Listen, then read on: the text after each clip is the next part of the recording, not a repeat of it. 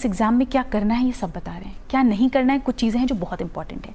पहली चीज़ जो मुझसे गलती हुई कि सिलेबस को बिना समझे properly I stepped into the preparation. तो ये गलती तो नहीं करनी है। पहले सिलेबस उठाएं, मेंस का बहुत ही डिटेल सिलेबस यूपीएससी ने दिया है, हमें ये देखना चाहिए। उससे ये पता चलता है क्या पढ़ना है। अब आता है सवाल कितना पढ़ना है। जैसे अगर मैं एग्जांपल दूं, पॉलिटी में फंडामेंटल राइट्स एक टॉपिक है, फंडामेंटल राइट्स पे एक बुक भी हो सकती है, आप एक आर्टिकल पे एक बुक लिख सकते हैं। तो हमें कितना रिक्वायरमेंट है उसके लिए प्रीवियस ईयर क्वेश्चंस देखो। तो सिलेबस बताता है क्या पढ़ना है, प्रीवियस ईयर क्वेश्चन बताते हैं कितना पढ़ना है, कितना रिक्वायरमेंट है।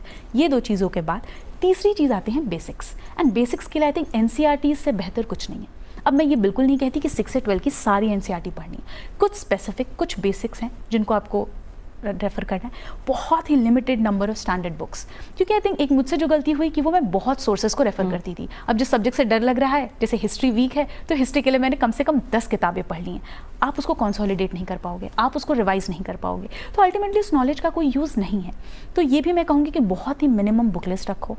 आई थिंक पढ़ने से ज़्यादा इंपॉर्टेंट एक रिपीटेड रिविजन स्लॉट, कि हर 10 दिन बाद, 10 दिन नहीं तो 20 दिन बाद मैं 1-2 दिन का स्लॉट, कि पिछले 20 दिन में जो पढ़ा उसको मैं रिवाइज करके उस पर एक टेस्ट सॉल्व करके और तब मैं आगे बढ़ूँ। तो ये कुछ चीज़ें हैं जो मुझे लगती हैं रिक्वायर्ड हैं इस फील्ड में।